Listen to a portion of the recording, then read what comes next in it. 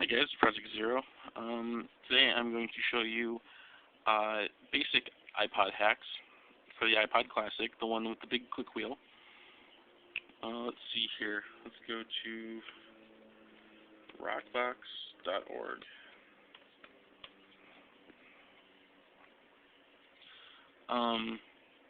Now this is for people that don't want to use like iTunes to sync their iPods and just want to try something else. This is an open source firmware for most MP3 players.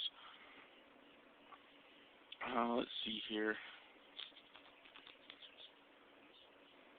If I hit manual. Okay, here's all the things that are supported. They've added a couple of things, like the Olympus M robe. Huh. But it supports a lot of things. It supports it all the way up to the iPod video. Basically, you can go up to any iPod Classic, iPod. It doesn't matter. The only thing that really matters in Rockbox is the resolution settings.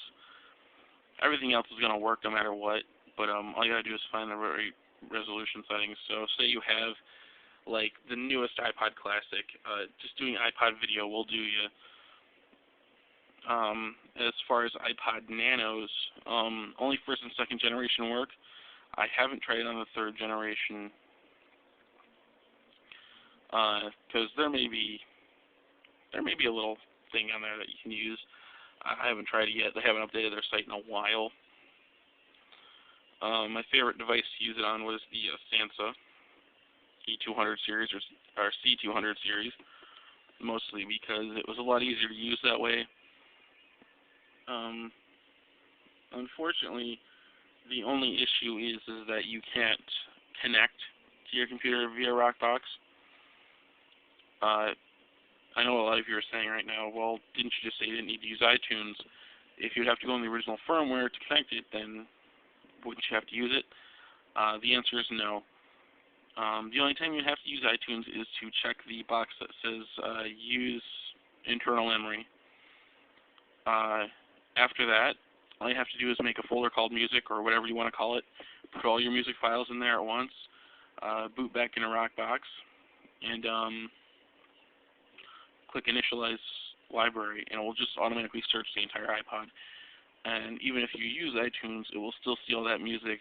It'll even ignore the names and already look at the NFO files that are included with it to give them all names, the album titles, and everything else. The only thing I have had issues getting working is the album artwork. That was kind of weird to try and get used to not having, but after a while I just didn't care. On rockboxstore.org, it gives you detailed instructions on absolutely everything that you need to know. So basically, I'm promoting it. So if you are interested, just go check it out. I'll leave a link in the sidebar. It says for Apple, it goes from first generation to 5.5 generation iPod, iPod Mini, and first generation iPod Nano. Well, not the Shuffle, second, third, fourth Nano, Classic, or Touch. Oh, I'm sorry guys, I was wrong. You can't do second generation iPod Touch or Nano. Excuse me.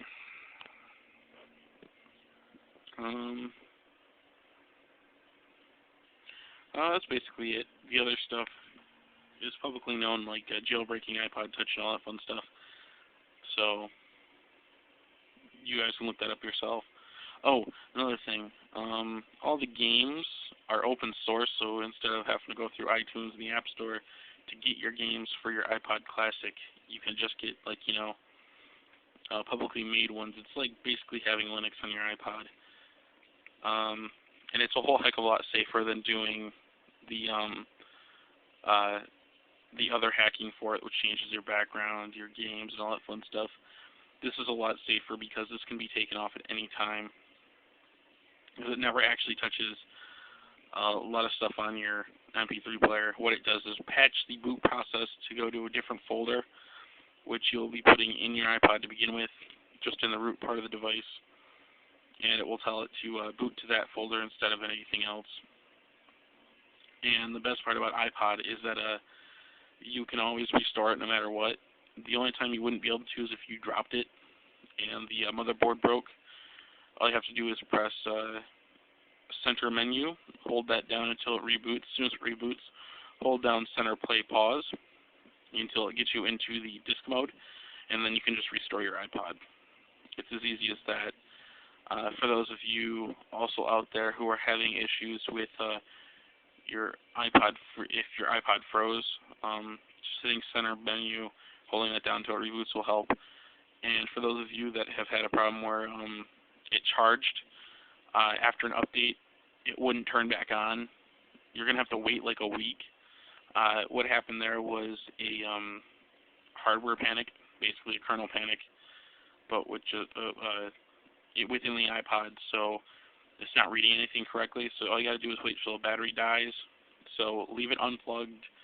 Maybe plug it into something that drains the battery. I don't know. But just wait till it dies. So wait like a week and a half or something like that, and then plug it in, and it should boot up just fine. Because after that, it will reset all the programming to the new software instead of the old stuff. So enjoy. Please rate, comment, and subscribe. Give me a shout out, whether it be comments or a PM, so I can do other topics. Thanks for watching again.